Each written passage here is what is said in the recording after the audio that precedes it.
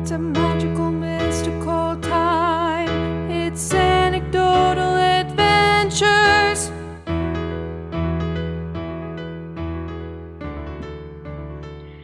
Hello, and welcome back to another episode of Anecdotal Adventures Reads Worm. This time, we are reading Arc 7, Buzz.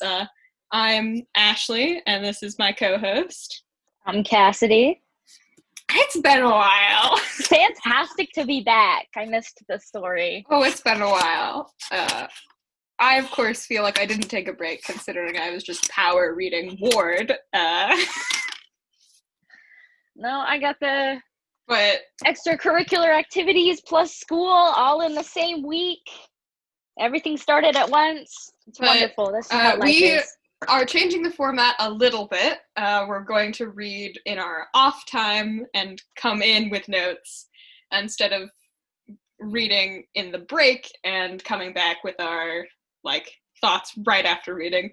One, because it takes less of our time and is better for our busy schedules, and two, maybe it'll help us collect our thoughts a little better and we can be a little more professional with. I don't think we're going to be, but. Do you have some things? Because when we read it like just here in one sitting, my neurodivergent self is just like, what a pretty story. But I was reading it by myself, and like every once in a while there's that paragraph you have to reread 3 times, not because it confused you, but you're like, wow, that's a powerful statement. And I just didn't get that when we were reading it in the breaks. So yeah. I have deep thoughts. Okay. Deep thoughts this time. That's good. Well, we're first going to start with the recap of last Arc 6, which should be a ride, but you reread, so... I did reread it. Arc 6, do we remember what happened? Okay. Crash course, Arc 6, they got a job. They got an offer for a really, really big job where they were supposed to go, and they needed to embarrass the crap out of the heroes. They did so successfully and got away semi-successfully. Big things that happened in that arc. It was revealed. Oh, I skipped the whole ABB thing. They took down I think that was in Arc 5. No, I'm pretty sure it was the beginning of Arc 6, where they were actually doing the fighting. At least they were arresting them. I don't remember. Arc 5 and Arc 6 were longer ones. Yeah. So and it's been a while, and I didn't reread. I just edited the podcast episodes. They were essentially, Arc 6 started off. All of the villains were ganging up on the Asian bad boys, which is still a ridiculous name, and I giggle every time I say it. There's some sort of meme that I've seen in the Worm community where it's just like, every time you remember what ABB stands for. So many.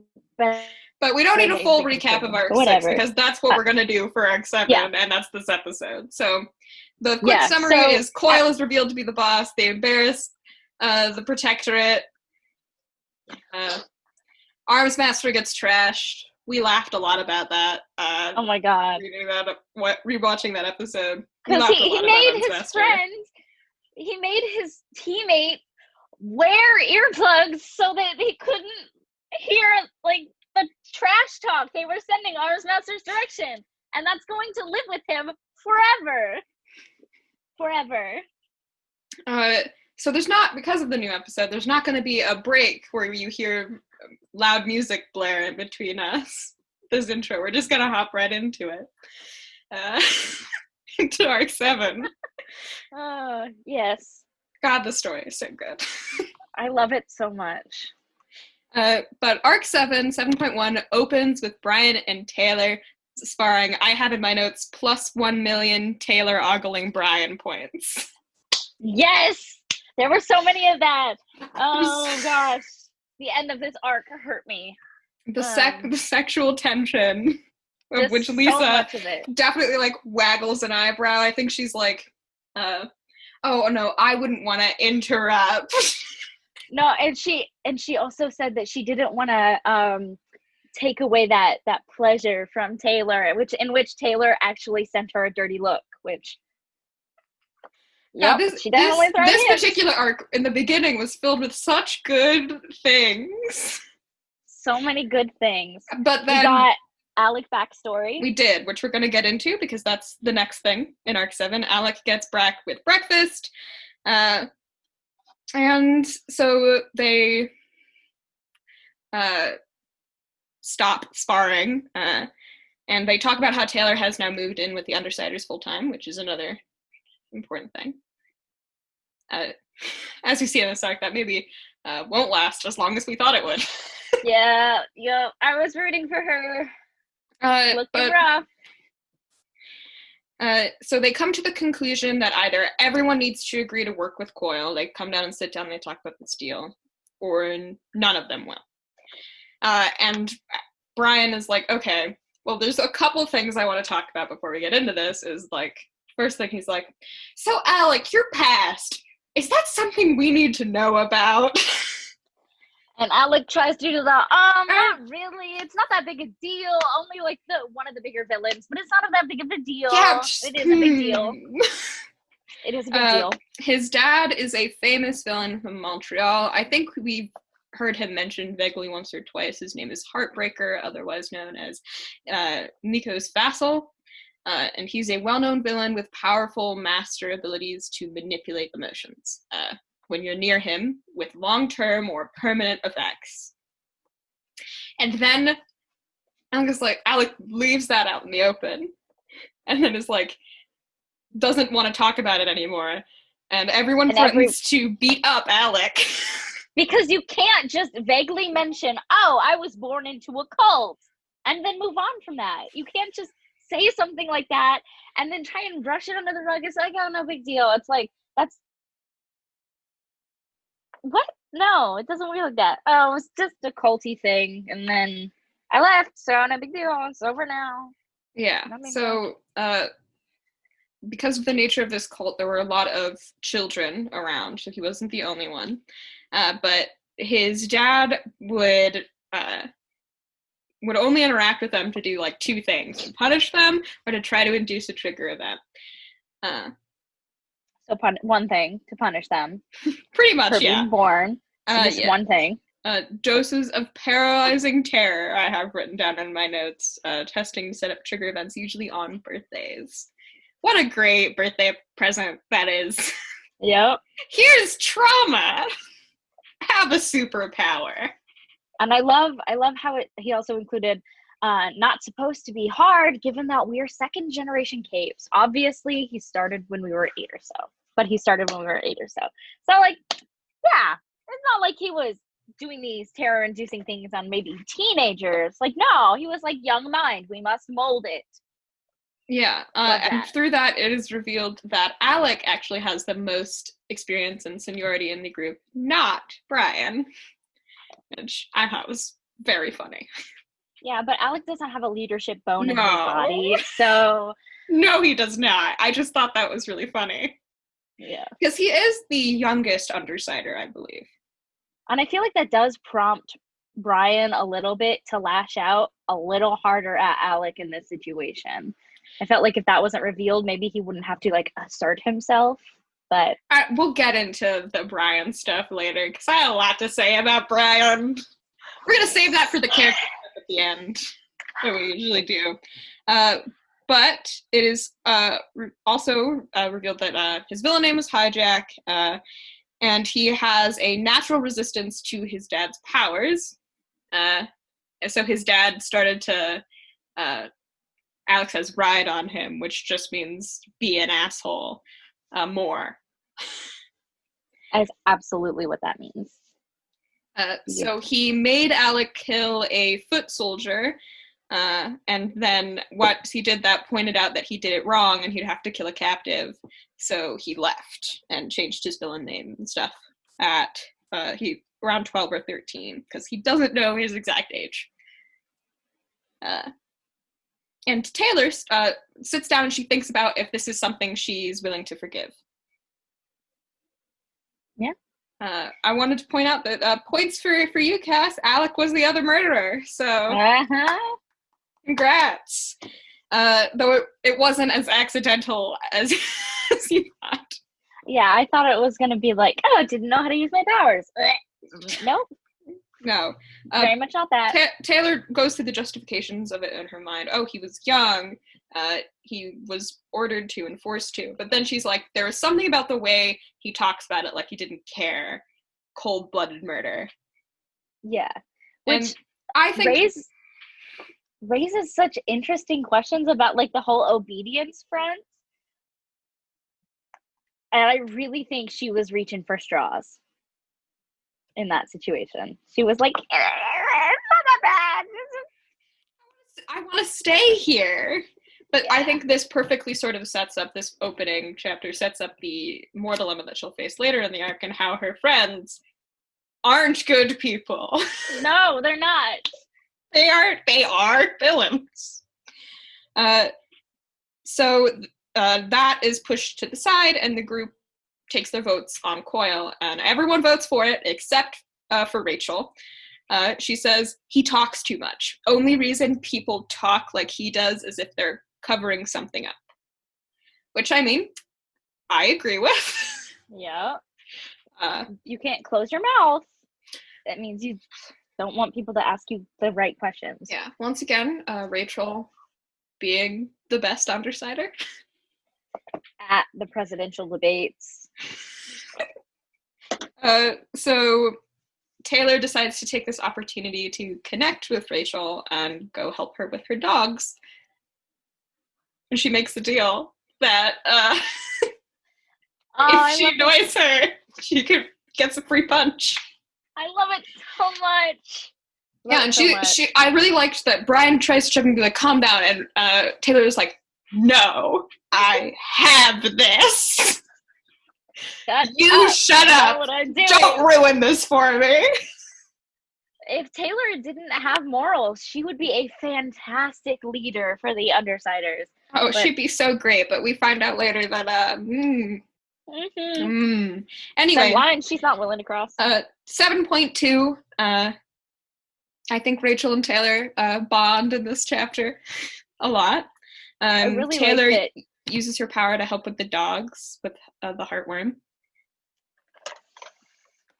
I just have to make a statement about the heartworms thing. If you are not giving your dogs heartworms meds, you need to take them to the vet and get them checked and then start giving them heartworm meds. It doesn't matter how good you think you take care of your dogs or how often they're inside. They are still prone to it. Please, please, please, please. It is important. Also, don't get a dog on a whim. Don't.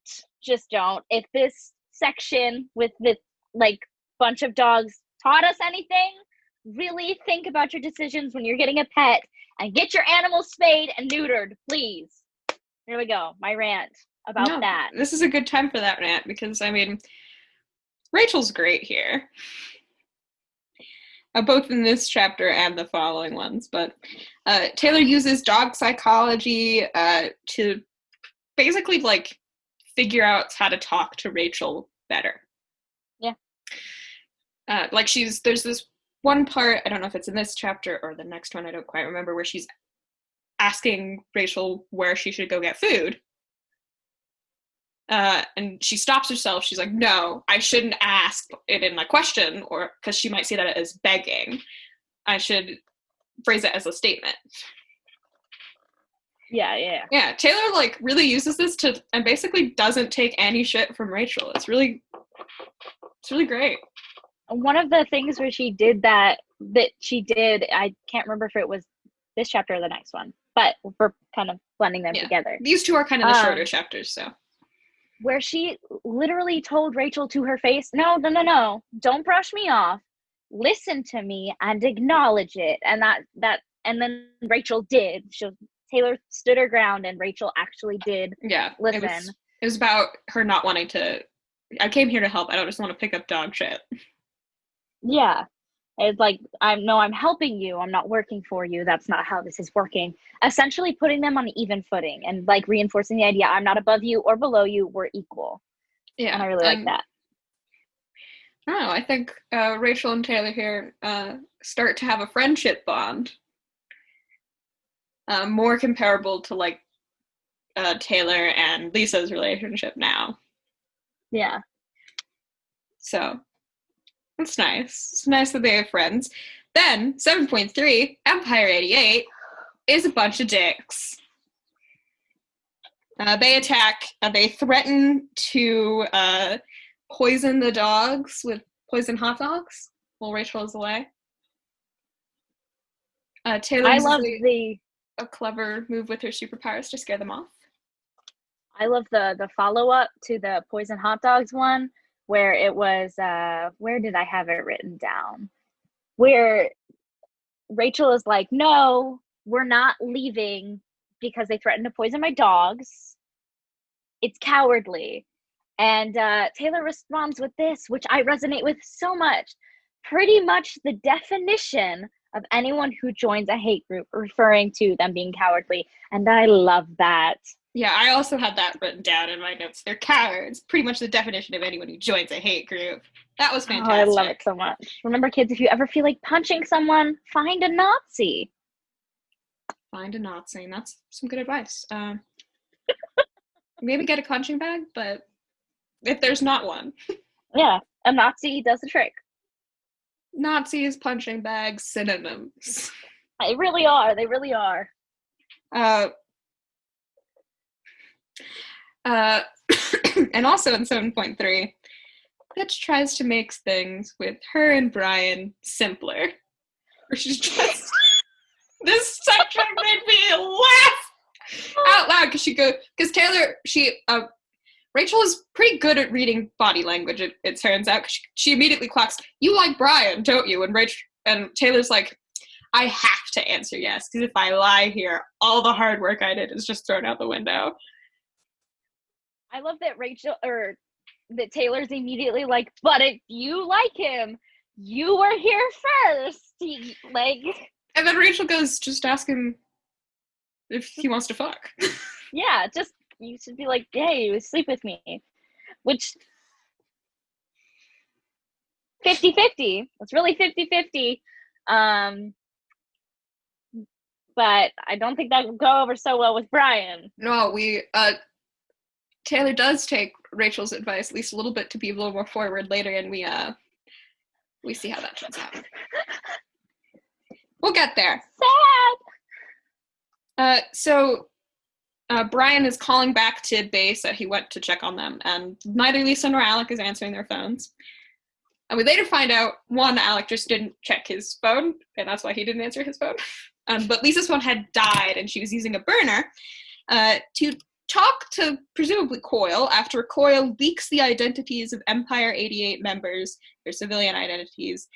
And this sort of, you can see this really bothers pretty much all of the Undersiders for more than one reason. One reason, they just got in a fight with Empire 88. They're a group of information gatherers. They look really suspicious. Yeah. But the second is this is sort of like a break from Lisa's cops and robbers mentality, villainy, because that's the thing that she subscribes to, and clearly this really bothers her in particular. Because she gets on the phone with Coyle and she basically yells at him. Yeah. It literally, that was one of the first, rules of supervillainy that was laid out for us as readers, is you don't touch their families. That's not cool. And that's one of the ways where you can get everyone to gang up on you. So they've made themselves look super guilty. Yeah, and Taylor thinks that Coyle did this purposefully to put the Undersiders in a bad situation so they'd be more likely to join him for backup. I honestly think Coyle denies, but he's also a supervillain, so... What? Power plays? Me? Never. Never. I would never. You would. We all know you would. We've met you, Coyle. You were literally called a chess master villain. Power plays is your whole game. Yeah, literally. You have the ultimate power plays destiny thing, which I'm not sure if I buy. I don't think I buy that, the whole changing destinies thing. But which is what Coyle claims one of the be. other first things we know about Ward was the introduction of lying about your power, because information in Worm is knowledge is really power here. Yeah. And our girl Taylor using it perfectly. Yeah. Most times. Uh, but 7.5. Yeah, tell him I'm not going to sign the deal with him if he can't own up to this and get the heat off of us. Is one of the quotes in there. And yeah, they are on red alert because they just had a fight with Empire 88, and oh boy. So they have to leave their hideout in 2 separate groups, and Brian, showing his anger at Alec and Lisa for not picking up their phone and being very aggressively passive-aggressive and just kind of being a dick, sends them to go, like, live with the dog poop. I love that so much. Well, he takes Taylor and him on to go to his apartment, just have like a little getaway. Yeah. Which thick with implications that aren't actually implications, but we have an encounter with Sophia, and this prompts Taylor to kiss Brian in a very spiteful sort of. Just saying, nothing says fuck you to a bully than seeing them in public and then kissing a hot boy in front of them. I'm not even gonna lie, that is a power move. Yeah. Then 7.6, they go into like a bookstore, it sounds like. And Sophia goes and confronts Taylor, and they have a bit of a fight, but Brian backs her up and sort of intimidates Sophia into running away with your tail between your legs. Yeah. And just side note, Taylor's picking up a book on dog psychology. I was kind of upset that she didn't get to buy it. This is just great. It shows how much thought Taylor puts into everything. And it shows that she genuinely wants to be friends with Rachel, which is something that I really like. Yeah. There's a lot of people who would be like, And then Brian asks her about why she kissed him. He makes the assumption, oh, you kissed me because she was there. And she's like, it was for her sake, but it was also for mine. And she confesses her feelings. Oh, no. And I have this in quotes, like his sister, a friend. The friend zone, which honestly, as a societal construct, I have a personal issue with the friend zone. I don't think that you should be constantly struggling to graduate from it, but it does hurt to be like, have your feelings like turned down and just be like, no. So, but it does hurt, and you can see that she does take it, but she tries to take it in stride. But that hurts so bad. Yeah, she's like, if I had the luxury of being alone, I'd be crying, but I don't. So I'm just trying to focus on other things. Oh boy, this is real sad. Yeah, actually, I bet you have plenty of experience with confessing your feelings to people. Never in a million years, but I feel for Taylor here. I mean, yeah, building up her Ogle and Brian this whole And it was a ship I had, but I'm also kind of glad that it didn't work out. Wow, that accent, I don't know where that came from. Glad that came. But yeah. I don't know. I think we also see in this chapter, after that is revealed, like, we slowly start to pick away at these perfect images that Taylor had of her Undersider friends, which we'll get to. Yeah. Losing the magic! She's moving out of the honeymoon phase! Yep. We'll talk about it, but this is definitely purposeful on Wildbow. As soon as he commits to being a supervillain and isn't writing that line, is when it gets so much worse. Yeah. But in 7.7, Purity,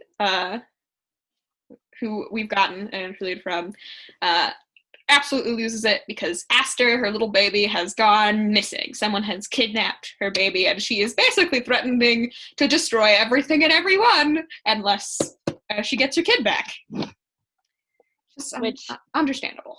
Yeah, go for it, Chica. Like, no one's blaming you for that. Like, we're blaming you for the other things, you know, Yeah, you part of are a still hate group in the Empire racist 88 and awful, but like, this thing, we get this thing. But that is your kid, like, we understand, like, still racist, Yeah, and we sort of, but it is your child. in the email, we get all of the Empire 88's secret identities.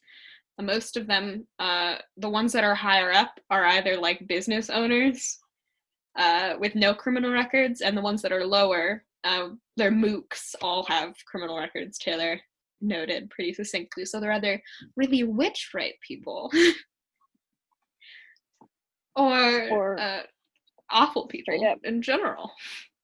So punch Nazis. Punch Nazis. They're Love really that punk easy, ideology. but the next couple chapters are fights with Night and Fog.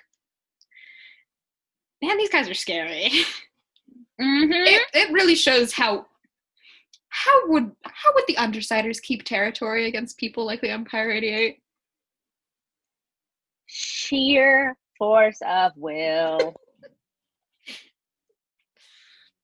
Yeah, they actually, like, they go through and talk about this. Bran says, like, we've been lucky so far. And we win because we strike first. We can't do that in a territory basis. We're even bad at it, as shown with the Bakata thing. So, should we even take territory? Like, it's not something we could be good at. It's not in our skill set. Yeah, which is an interesting implication because it clearly is important to the Undersiders that they are of some status and hold some power. And definitely in that criminal world, especially with the kind of gang-esque feeling we get from it, not gang-esque, straight up gang feeling we get it with the territory wars, holding territory is a symbol of status and power.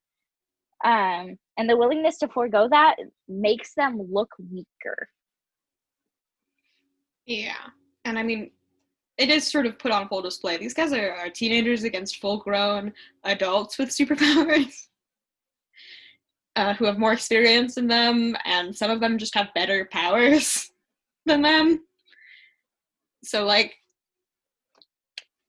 when they're in these straight-up fights where they're always on their back leg, they are always seemingly like pulling stuff out of their ass to succeed.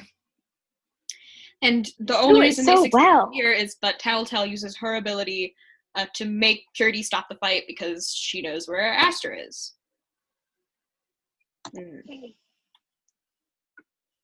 There's this one line after that happens, and Purity takes Tattletale and tells them that they can, tells the Undersiders that they can, the rest of the Undersiders that they can go.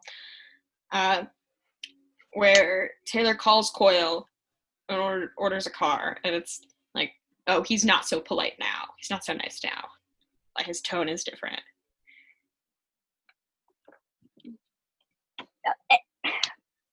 And then 7.11.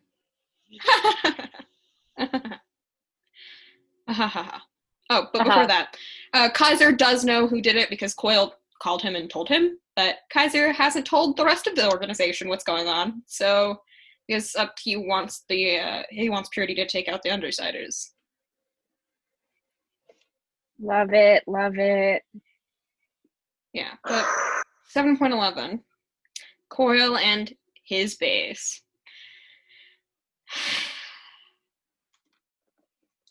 Just gonna. So, do you remember that little missing girl that I've been continuously bringing up whenever it mentions her? Yeah, literally I wrote down, because when I was rereading, the very top of my notes, 12-year-old that went missing, parentheses, potential foreshadowing. Actual foreshadowing, not potential foreshadowing, because her name is Diana Alcott, and oh boy, does life suck.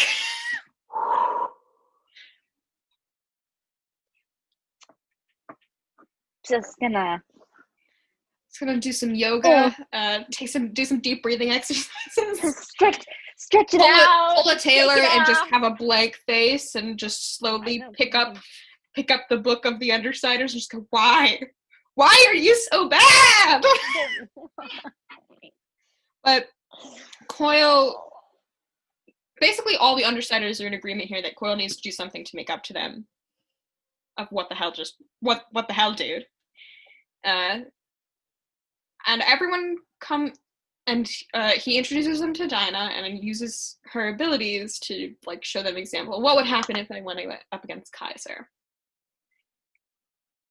As this is happening, the numbers, he gets put off guard because Dinah's numbers suddenly dramatically decrease. There was a comment, we find out, I think, what the actual reason is for this later, but there was a comment under this chapter that I read that I just wanted to put my agreement with.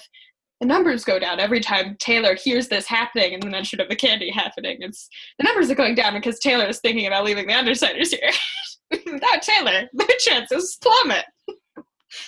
Because every time it totally shakes Taylor to her core. Yeah, because this is something that Taylor can't justify. She can't put it in a box. She can't, with every other one of the villainous things she's done, she's been able to rationalize and justify it to herself. But this is something that she cannot justify. The kidnapping of a little girl that they were complicit in. They were the distraction. They robbed the bank to take heroes away. And then, on top of that, keeping said little girl strung out on drugs. Yeah. It's really bad. It's really bad. And, like, we already know that Dinah was, like, traumatized before this because she has powers, so I just feel really bad for her. And she has really powerful abilities.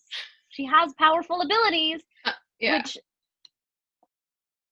I'm not sure. I haven't read far enough to know if that parallels to the level of power you get, but so far from the characters we've seen, kind of does. And it just...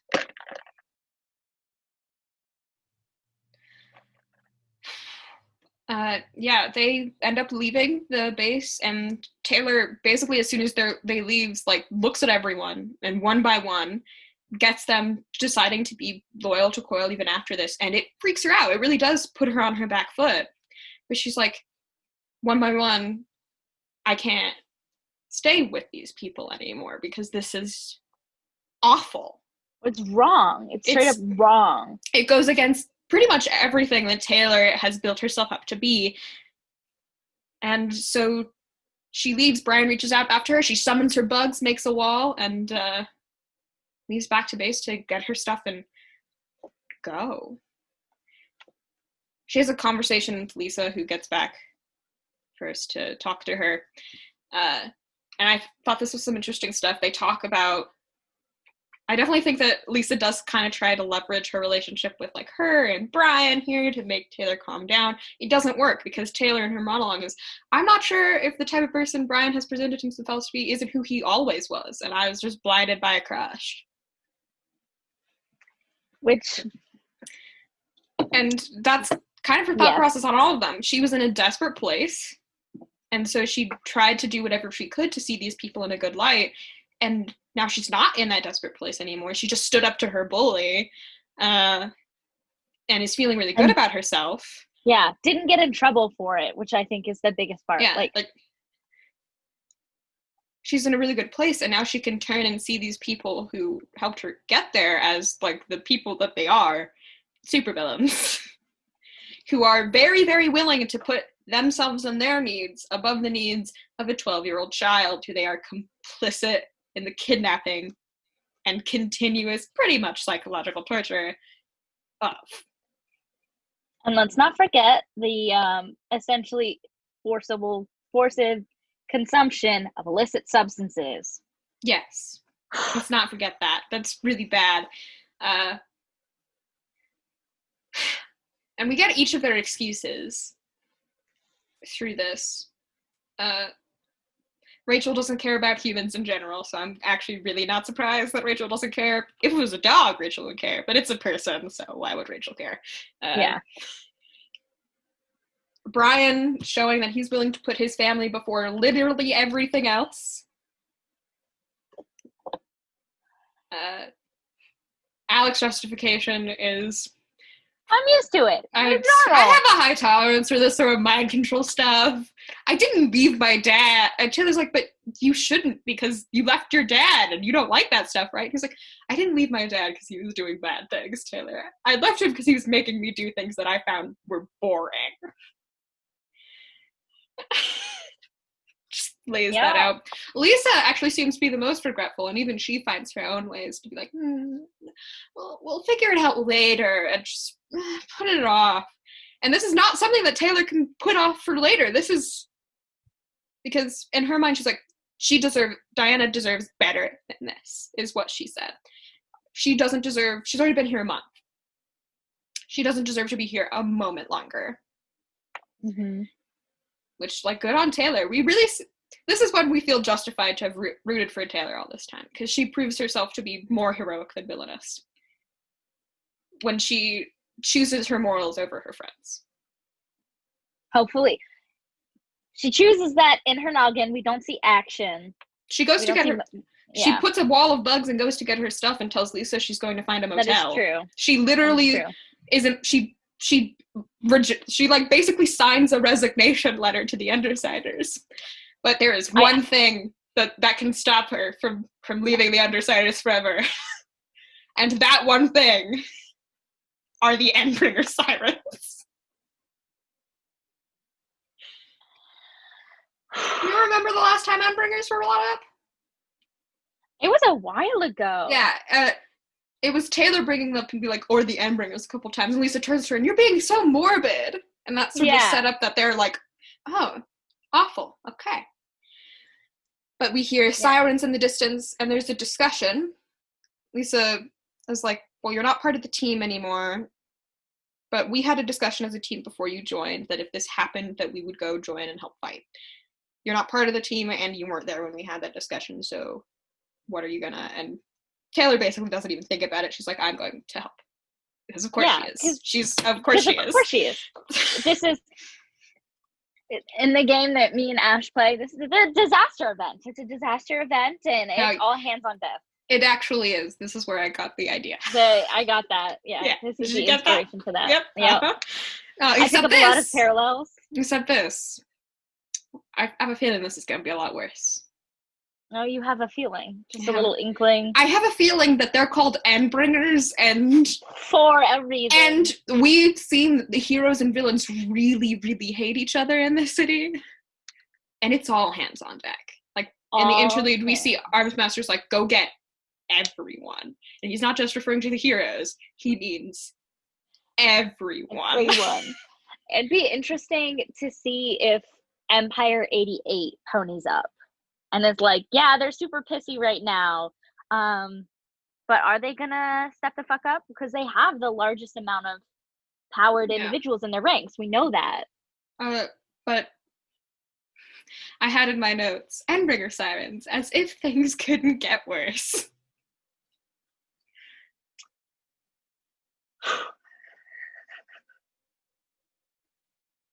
Then we have the interlude. Hannah, otherwise known as Miss Militia, we open up with her trigger event, her being marched in this forest. She it reveals a little to us about how people get their powers. She sees this giant being that is dying, and some of its power seems to splinter off and come to her. And, like, it wants her to forget, but since her power doesn't let her sleep and, like, is based off of her, she says, her more childish impulses and, like, memories to be violent against people she doesn't like, that she can't forget. And, like, whenever she sleeps, I think it's implied that this is what the dream she has, and that's why she doesn't sleep. But yeah, Miss Militia, who was marketed as the American hero for us. Not American. No, she's an immigrant. She's an American citizen, so I would define her as an American. She has some things to say about America, which I really like Miss Militia as a character. I do too. She's really interesting.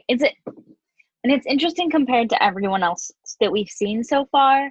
But so far, a lot of like the hero backstories are um like this is the most traumatizing thing that's ever happened to you. And I think we've had that conversation here in the podcast is like, sometimes when you look at someone else's traumatizing thing, you're like, but really, was it that bad? But it was. To them, it was. In here, this is, I think, the most traumatizing thing backstory we've seen, in my opinion. I really can't recall one that is more traumatizing. And my heart hurts. With what we've seen so far, I think this is the peak bad. But we get pulled away from that. We learn that Armsmaster and Dragon are like buds, which makes sense. They're both tinkers that work for the PRT. Are they really buds? They seem like buds. We already know Armsmaster is like a chronic narcissist, so are they really buds?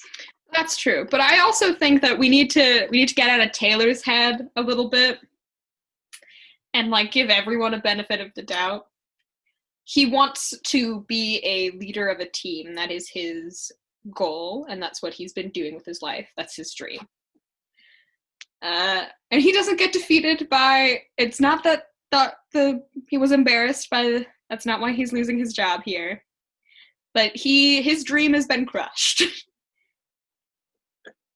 He's being sent to the Chicago PRT to work under someone, and he hates that because he's the leader of the Brockton Bay Protectorate, and he's getting demoted. And Miss Militia's getting promoted. We love Miss Militia, so like, go her. But it does really you do kind of feel a bit bad for him. At least I did. Because I mean, he does like compliment Miss Militia's like, you're really good at this stuff. You're a lot better at this than me. Is how he opens that conversation. I think that was him saving face. I have a thing against, like, if someone especially if an author presents someone as a narcissist, like Wildbow did expertly with Armsmaster, I have a really hard time like getting past any of that, even if they're saying something somberly or like they really mean it. Like, no, you're just trying to be like, well, see, but like, it's not because I'm bad, it's because I did such a good job helping you that you're just so good now. So that's not what he says at all. Literally not in there at all. That's what it feels like. Didn't get that at all. I got it. That's what I got. But what I did get, what the fucked up part of this conversation was for me, is that an Endbringer's coming. I mean, Armsmaster sees that as an opportunity, it seems like, to get himself out of his bad situation. That's the messed up part. I think he is bummed about, like, losing his opportunity, but, like, he's okay with Miss Militia. Yeah. You'd be hard pressed not to be okay with Miss Militia, considering she could just summon a rocket launcher at any time, and she's really cool.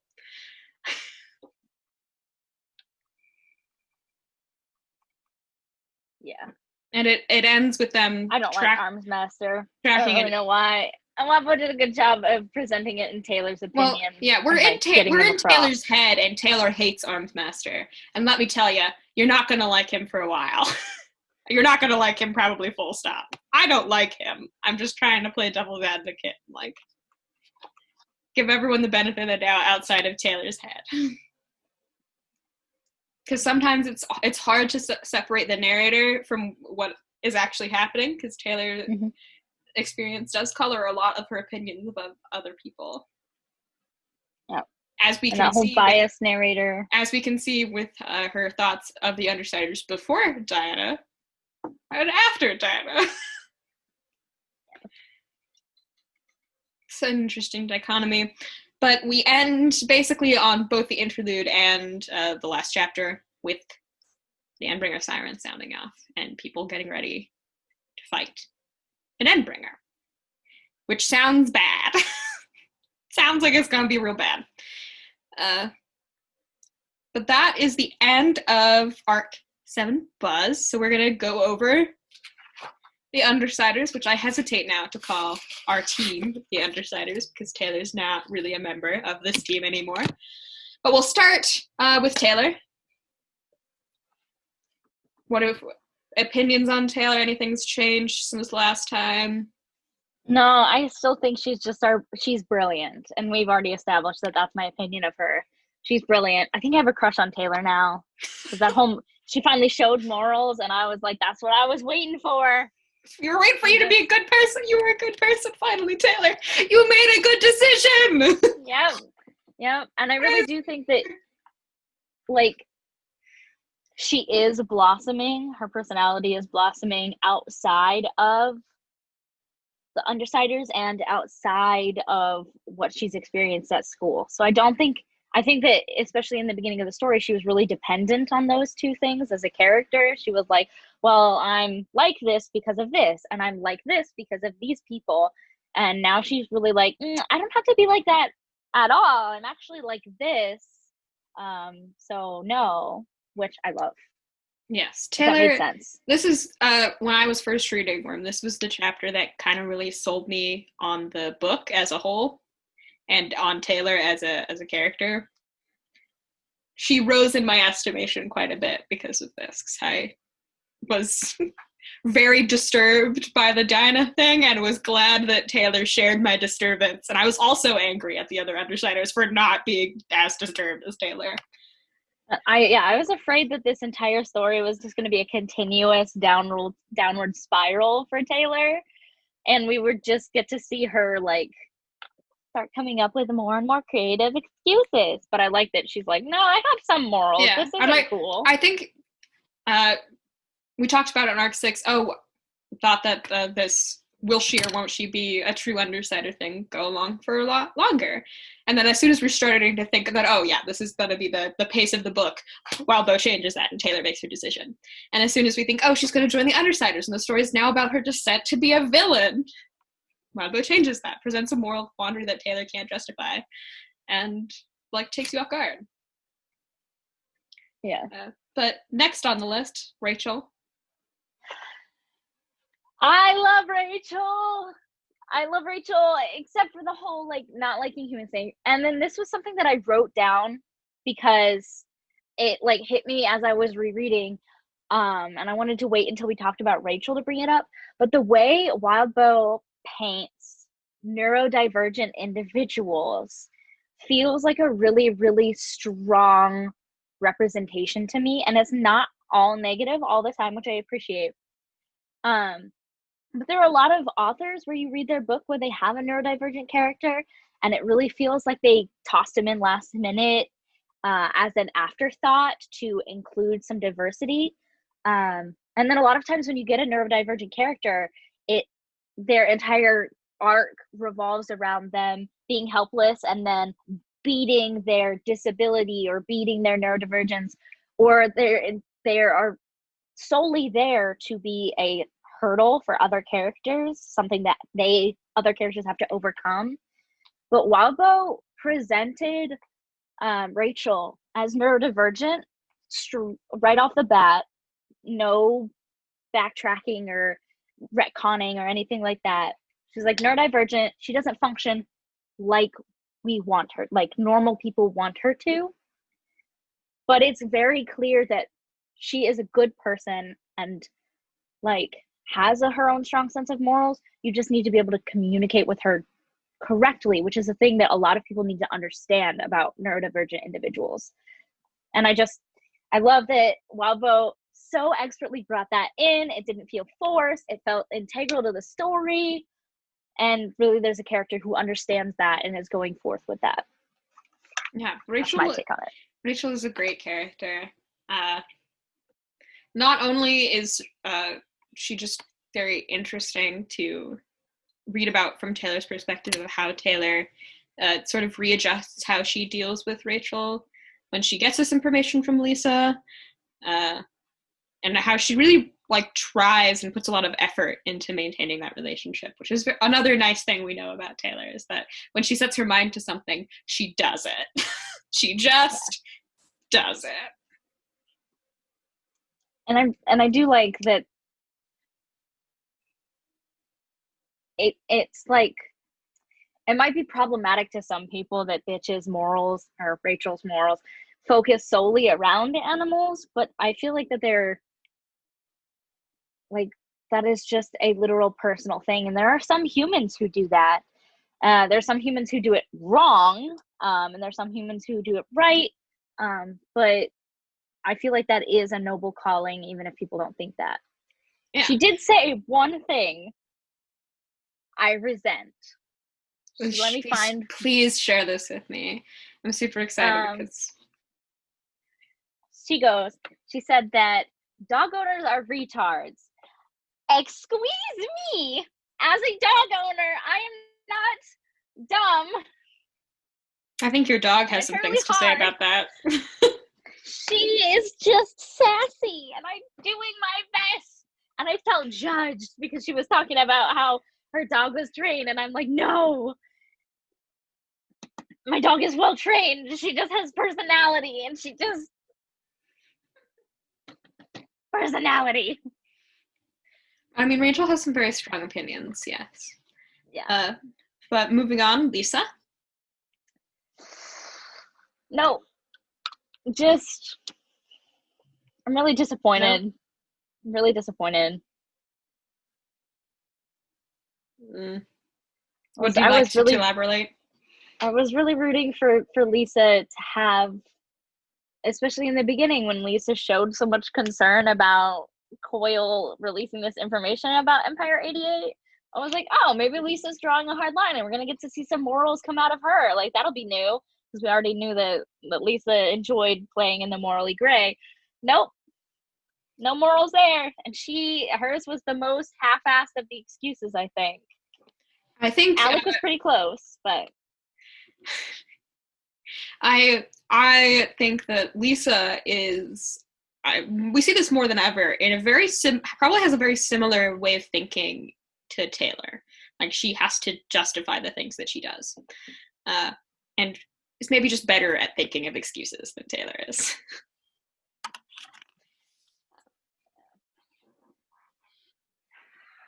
And it just made me mad, because Lisa was a character that I did like and was really, really good for Taylor. Not so good for Taylor anymore. Like, no, we don't need that energy. We're going to talk about Alec next, because we learned quite a bit about him that probably puts a lot of how he acted before into some context.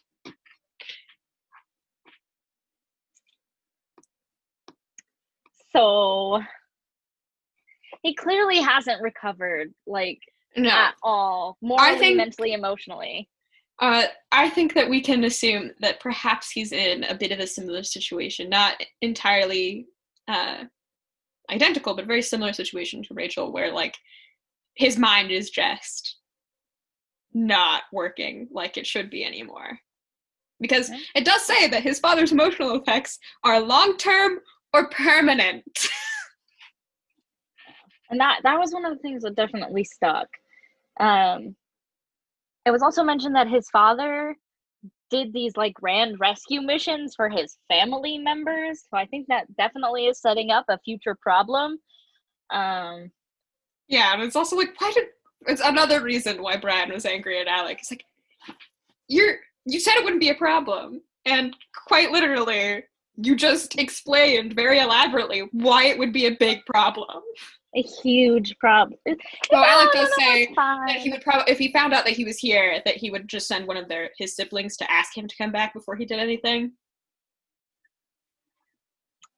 From the vibe we get from Alec, I think, oh, Alec was saying that. But Alec's like, yeah, I already know I'm going to tell him no, and, like, go F yourself. Yeah, he does say after his siblings leave with his answer, he would just run away again. And it didn't even cross his mind that the Undersiders would fight for him to stay. Like, Brian's like, or we could have your back. And he's like, oh, yeah, I guess that would work too. Sure, okay. Taylor mentions, like, he doesn't even seem like he recognizes that as a show of camaraderie. She's like, oh yeah, I didn't think about that. That's a good plan. That's a good plan. Good thought.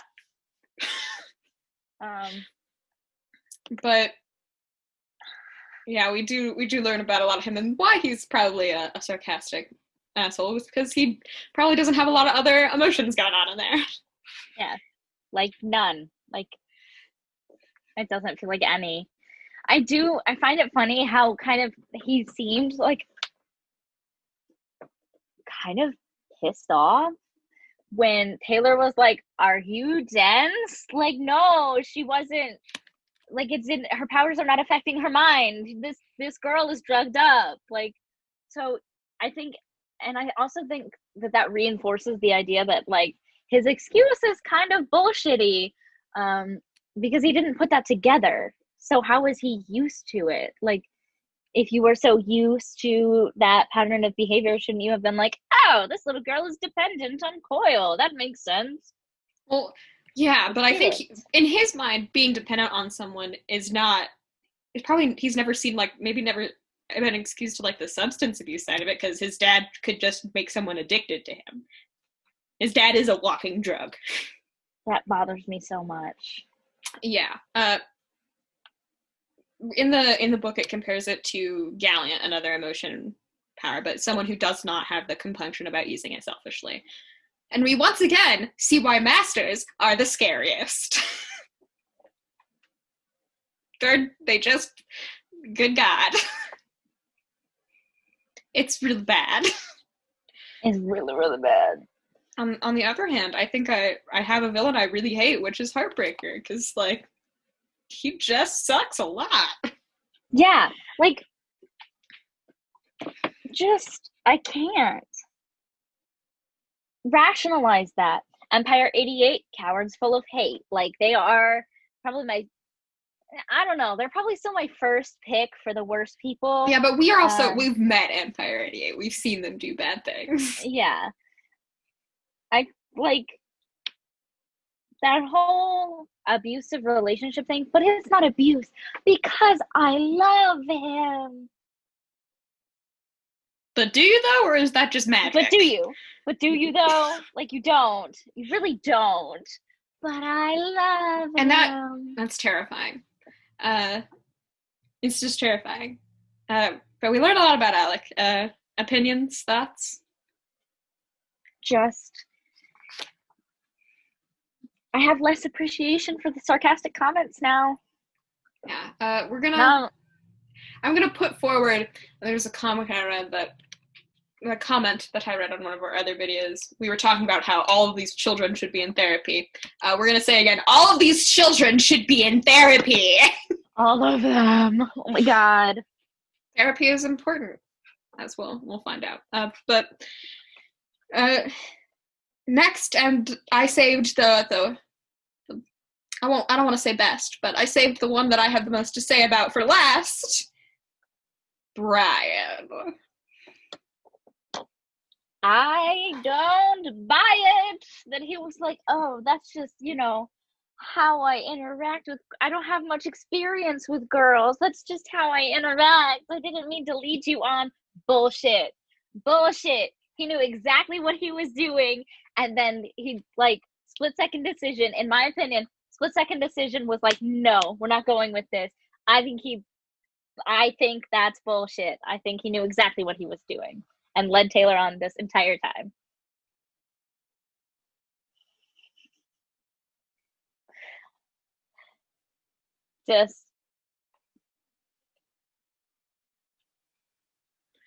I don't think that Brian had malicious intent.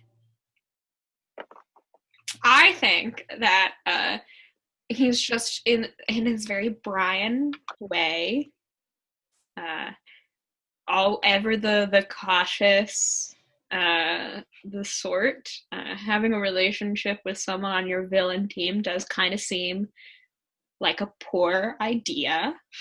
Yes, but you don't need to have malicious intent for something to be harmful. Stringing people along hurts. It hurts a lot. And he should have thought about that before he, strung her along, because, god damn it, you can't do that.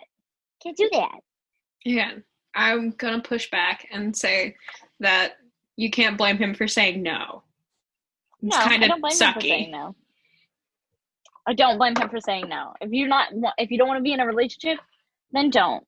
But I definitely feel like Brian was flirting back, like initiating the flirting and stuff like that, and it sucks on both sides because I respect him not wanting to have a relationship. Like, I'm not gonna lie, turning people down is like a natural part of life.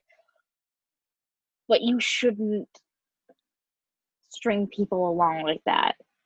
I mean, we've been And it debating really did feel for like that. a large portion of this book whether or not Brian actually liked him. So I don't know if it's as overt as that. Yeah, that's true. We are seeing this from Taylor's point of view, and she has a crush on him, so she's going to interpret everything he does as, oh, does he like me? Does he not like me? Yeah. That is the lens we've been looking at Brian through for a while. We just were optimistic and like, oh, he definitely likes you, Taylor! And I feel like the input from the other two girls also had, like, definitely changed our opinion. Lisa thought it was true. Lisa! And Rachel thought it was true. Yeah, the body language, Rachel the body language expert, and Lisa our mastermind. Both of them thought it was true, so of course we're like, are you sure, Brian? I'm not even gonna lie. If Brian comes back and is like, I have a crush on you now, I'm gonna be like, this is, stab him in the eye. Like, this is such bullshit. Because we all know that is a trope pulled by some authors in some books. Like, oh, I didn't have a crush on you then, but now. Well, I think it's how emotions work sometimes, but still shitty. It also is, like, I think easily justifiable in this instance as, like, we're teammates on a supervillain team. We shouldn't be dating. Yeah. Which Taylor had that conversation with herself before. But she was just like, this isn't a good idea. But my other thing about Brian getting away from the heart-wrenching rejection is we get the rose-colored glasses come off from Taylor. We knew he wasn't a nice guy. You can just pin selfishness to the character traits that we know about Brian. See, I don't feel like it's that crazy selfish that he would want to defend his family above everything else, because we saw that from, like, we were supporting the racist member of a hate group who lost her daughter and was flipping out. Brian has a lot riding on him being complacent in Coyle's plans. So I don't exactly blame him. Yeah, but I also think that for most of this, the Undersiders have made a lot of money outside of their interactions with Coyle. At this point, Brian could probably stand on his own 2 feet with or without him. Yeah. Like, the social worker was already on his side. Mm-hmm. But, and I have major concerns if Brian does oppose Coyle at all. Coyle could be like, fine. Oh, that job that you said you had, oh no, they never hired you. And I leaked your name and your identity. It might be a big no-no, but yeah, I think, what are you going to do? Obviously, if Taylor continues to work with the Undersiders, their relationship with Coyle can no longer stand. So I agree. Coyle went from their boss and ally to now Taylor's next mortal enemy in her sights. Before it was Lung, and we know how that turned out for Lung. So I almost feel bad for Coyle. What body part will he lose first?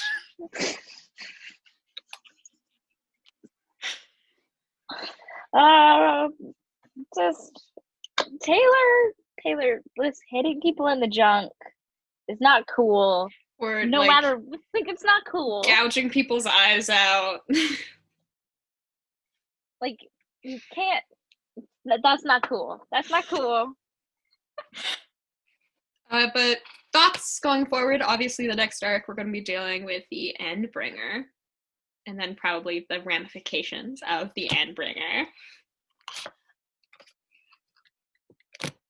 I think that the Endbringer fight could go one of two ways. I think either Taylor's gonna be like, see, my friends so heroically stepped up and helped people, and will excuse it away, which I think is the least likely outcome. Or I think I think it could cause even more dysfunction because they're all angry at each other right now. And I think if they start barking orders, I think even in the Endbringer fight, that could get complicated. And I think it might reinforce Taylor's current issues with the group. Well, I mean, on the bright side, they're doing some rearranging in the wards. So, I mean... I hope so! I feel like they'd be so good for her! They move Clockblocker to another team. So he doesn't have to deal with his traumatizing... I would be traumatized if I was almost choked to death by bugs! I Good would God! be traumatized. If I was Clockblocker, I'd retire early. I'd be done. You'd be like, okay, I'm gone. Yep. Yeah. Good day. That was a good. I had a good run. Yeah, I can help people. Put me on a search and rescue team. I can earthquake. There's no earthquake anymore because I stopped it. The ground. I stopped it. I just stopped I think it. his only works on people as part of the Manton effect. Like your power either works on living things or inorganic things, not both usually. But wasn't the thing if he stopped a handkerchief in the road, the car would hit it and the car would implode? So I think guess it's on the other side of the Manton effect. I guess it could because they were worried about getting touched by him because if he tags them, they could take them out of the fight. So I think it's both. So maybe they were talking about how Clockblocker and Vista are their heavy hitters, so I guess it could be both. Yeah. I pity the day Vista ever figures out how to break the Manton effect.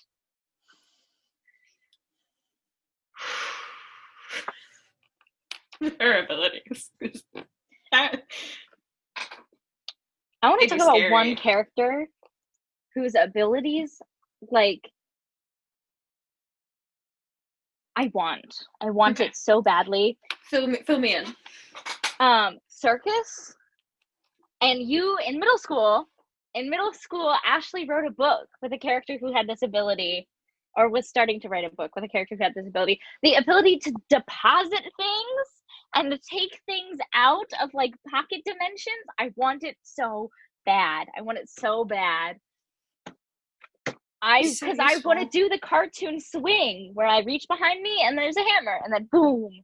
I want that so bad. It's a very strong image. But anyway, thoughts overall on the arc, anything notes you think might come back in the future?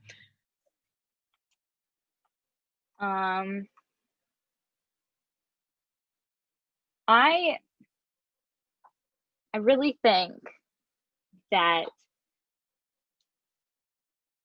Taylor has proved herself to Rachel, and Taylor's opposition to Brian is making him seem like an even weaker leader. And it was already brought up that that whole power, that's how power dynamics work with Rachel. So I think Taylor might gain Rachel as a really, really strong ally throughout this. And I think that might turn Rachel against the other Undersiders. And that is just a guess based on hints and trickles that I got here and there. Okay, I'll put that on the theory board. Yes. Wherever that exists in our minds. But other than that, I think that's just about everything. We've gone over just about everything and worthy of this arc. Just want to say one more time that the Diana thing is just awful, and I hope that's resolved as quickly as possible.